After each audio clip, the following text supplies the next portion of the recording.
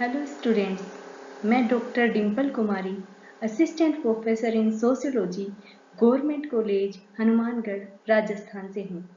आज हम एम.एन. श्रीनिवास की समाजशास्त्र में दी गई संस्कृतिकरण की अवधारणा के बारे में विस्तार से उल्लेख करने जा रहे हैं। संस्कृतिकरण के बारे में एम.एन. श्रीनिवास ने सबसे पहले ऑक्सफोर्ड विश्वविद्यालय में डी.फिल के अपने शोध बंधन के दौरान बताया था।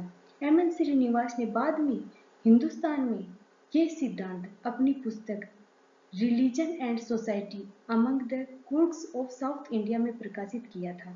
इसके अंतर्गत एम.एन. श्रीनिवास ने संस्कृतिकरण में जो सामाजिक और सांस्कृतिक परिवर्तन होने थे उसके बारे में स्पष्ट करने की कोशिश की है। उन्होंने संस्कृतिकरण की परिभाषा को स्पष्ट करते हुए लिखा, इस प्रक्रिया में जो निचली जातियां या मध्यम हिंदू जातियां या जनजातियां होती हैं या फिर इनके अलावा कोई और अन्य समूह होता है, वह अपनी प्रथाओं, रीतियों और जीवन शैली को उच्च या प्राय द्विज जातियों की दिशा में परिवर्तित करने लग जाता है, जिसके अंतर्गत कुछ दिनों के बाद उनके स्थान और उनकी स्थिति में थोड़ा परिवर्तन आने लगता है और इस विशेष तरह के सामाजिक परिवर्तन से वे फिर धीरे धीरे जाति व्यवस्था में एक उच्च स्थिति का दावा करने लगते हैं और उसे प्राप्त करने की कोशिश करते हैं।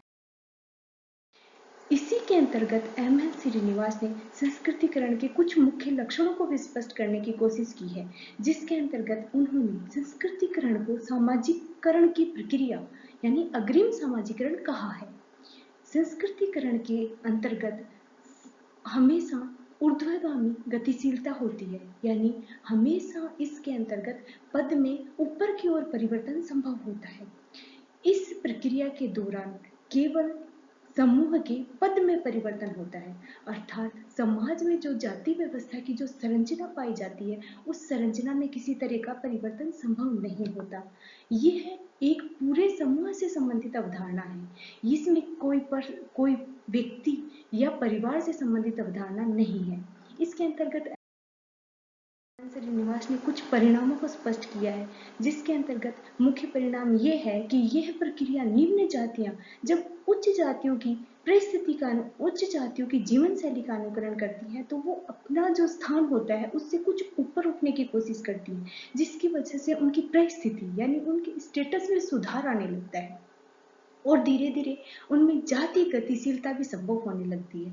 इस प्रक्रिया के अंतर्गत जो निम्न जातियां होती हैं उनकी जीवन शैली में बहुत ज्यादा परिवर्तन आता है। वो अपने निम्न स्तर को छोड़कर एक थोड़ा उच्च स्तर प्राप्त कर लेती हैं। इस प्रकार एम.एन. श्रीनिवास ने संस्कृतिकरण की प्रक्रिया के द्वारा सामाजिक परिवर्तन और सांस्कृतिक परिवर्तन को स्पष्ट करने की कोशिश की है और यही इसको एक तरह से सामाजिक और सांस्कृतिक परिवर्तन का रूप ही माना गया है। इसलिए मैं ये स्पष्ट करना चाह रही हूँ कि संस्कृतिकरण भी सामाजिक परिवर्तन का ही एक रूप है, जिसके अंतर्गत जाति अपनी पदमूलक स्थिति में कुछ परिवर्तन कर लेती है। आशा है आप सभी को संस्कृतिकरण की अवधारणा स्पष्ट हुई होगी। Thank you.